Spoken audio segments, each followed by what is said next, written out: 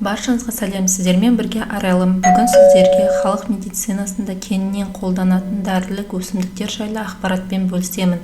Алдымен қазақ тілді каналға тіркеліп, лайк басып, қолдап кетіңіз. Видеоны соңына дейін көріңіз.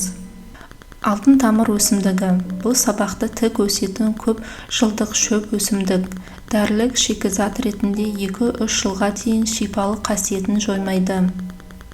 Алтын тамыр құрамындағы экстракт ағзаның дене жұмысының шыдамдылығын арттырады, жүрек қан тамыр жүйесін жақсартады, жоғарғы жүйке жүйесінің ырғақтығын жақсартып, қан қысымын реттейді. Оны орнымен қолданбаса, кейбір адамдардың қан қысымын арттырып жібереді. Арша. Биіктігі 1,5 метр, 3,5 метр. Қысы-жазы көгеріп тұратын бұталы өсімдік. Халық медицинасында аршаның жемісін несепті айдайтын немесе қуықтағы қабынуды басатын дәрілік өсімдік ретінде қолданады.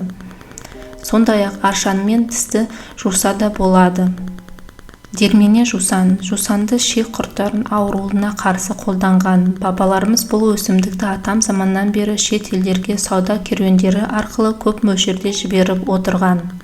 Қара жусанның тамырын тәбетті ашуға, шек, асқазан, бауыр, өт қалтасының ауруына пайдаланған. Итмұрын. Итмұрын жемісінің құрамында С, К, П, Е, Б тобындағы дәрумендер, кариотин, қант, лимон, алма қышқылдары, аздаған мөлшерде белок, май, глюкоза бар. Итмұрын жемісі тұнбасы малға да адамдарға да пайдалы. Жалбыз. Жалбыздың құрамында ментол бар. Бұл өсімдіктерден жасалатын дәрілер жүрек, өт жолдарын емдеуге шипалы. Ол жағымды иіс береді, әрі антисептикалық ретінде қолданады. Тіс пасталарында ұнтақ ретінде жүреді.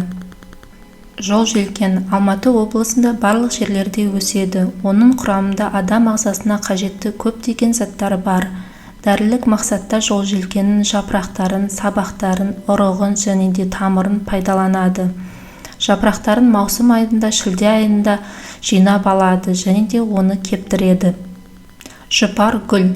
Бұл өсімдік бронхит, пневмония кезінде қақырықты түсіру мақсатында қолданады. Басқа шөптермен қосындысы арқылы бронхит пен астманы да емдеуге болады.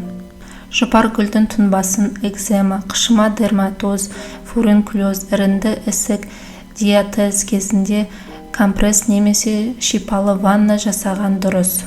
Бас жиі ауырған кезде де жылы қайнатпасымен басты жуған абзал. Тұнбаны екіқабат әйелдерге, гипертониктерге, гастритпен ауыратын адамдарға ішуге болмайды.